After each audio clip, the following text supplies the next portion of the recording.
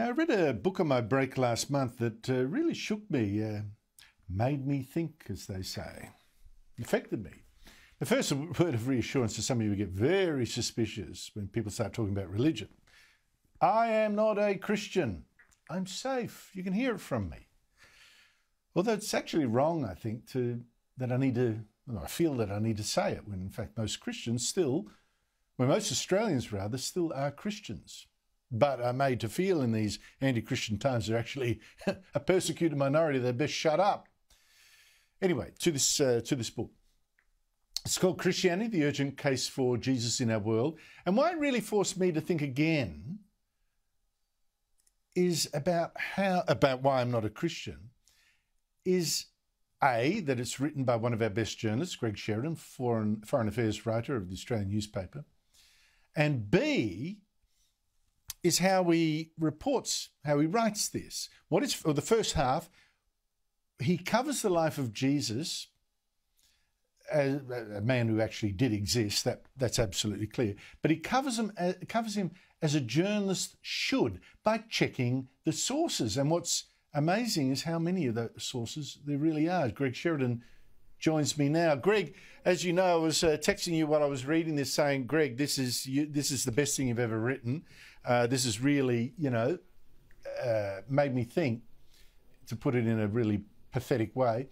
The most enlightening thing about your book is that it makes very clear that whether you think Christ was God-made man or just a deluded Jewish preacher, he not only existed, that's absolutely clear from many records, but there are actually a few people 2,000 years ago who actually knew him. No other figure in history of that time has had so many eyewitness accounts written about him. And that is the bit that I think we struggle, we shouldn't be ignoring so quickly. True?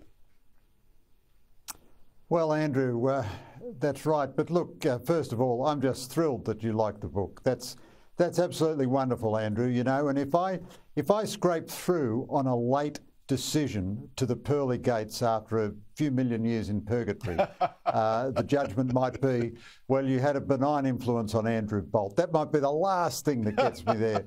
But look, your summary of the book is very acute, Andrew.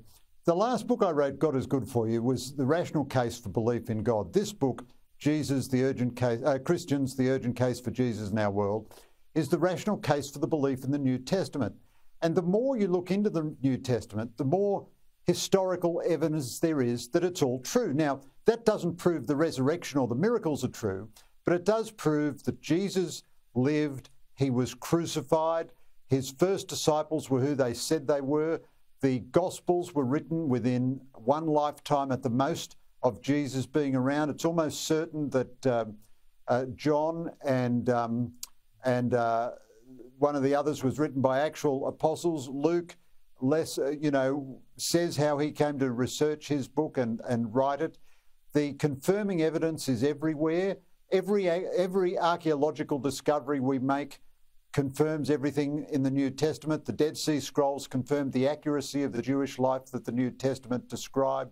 We find that a Roman historian had a different title for Pontius Pilate from the scriptures of the New Testament. So we used to think, so the New Testament is wrong, and obviously that's an anachronism and so on. Then we discover a stone inscription which has the New Testament inscription for Pontius Pilate. So the Gospels were accurate. The early church fathers, the apostolic fathers, were all friends of the apostles. They left extensive writings, Clement of Rome, Polycarp. These people, they all knew the apostles and they left extensive writings about them. They're all well-established historical figures. Paul wrote his first epistle, scholars believe, in the year 48, maybe certainly within 20 years of the death of Jesus. And he is saying to a group of Christians, as you know and as you already believe, Christ rose from the dead within 3 days, and he's the Son of God, and he is our redemption, and so forth. So Christians believed in the resurrection and the divinity of Christ from the earliest possible times. This doesn't establish that Christianity is true, but if you're going to reject Christianity, you can't do it on the basis that you know, it was all made up 300 years later in a sort of, you know, Da Vinci Code conspiracy or something. You have to accept that this person and this movement existed when they said they did, and they were incredibly powerful. You know, the apostles were terrified at the crucifixion of Jesus. Only one of them, John, went to the cross. As usual, the women were much braver than the men. There were a group of women at the cross. The men are all in hiding. But then 3 days later, they are the bravest people in the world, and they go forth and embrace martyrdom and death for the message of Jesus, whom they proclaim is risen from the dead. Well, this is what I find absolutely remarkable. But there's so many, like I've stood at a pool in Jerusalem that was recently discovered, just as it was described in the New Testament.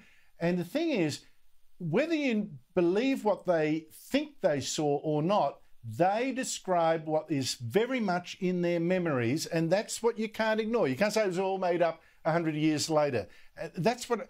Now, the one last thing here, I don't have time, unfortunately, because of this YouTube stuff, to talk to you about Scott Morrison's belief. I want you to come back, if we can, to talk about that later. But how can I believe in God? That's the only thing. Because the faith doesn't come to me. I'm prepared to accept these guys say, you know, saw what they think they saw. But how do you actually believe in God? Well, Andrew, faith is a mystery in the end. I have always believed in God, and I believe it's true. So that doesn't make me less or more of a journalist. It's just the way it is. I think belief in God is completely rational. So my books are not sort of designed to convince people to believe in Christianity. It's just designed to show there is no obstacle in rationality, science, history, or archaeology.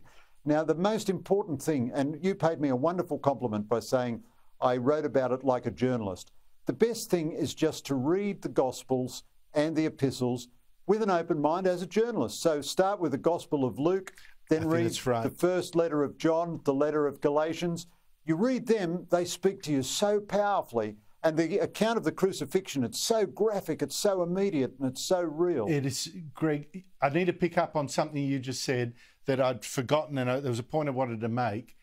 You make it very clear it is not necessarily irrational at all, as I in my arrogance thought for decades, to believe that this man was the Son of God. I don't think it is that irrational when you read all the sources as you put in. I recommend this book to people, Christians, The Urgent Case for Jesus in Our World. Greg, I wanted you to spend longer. We've been overrun by time. I want you to come back if you don't mind. Thank you so much for your time.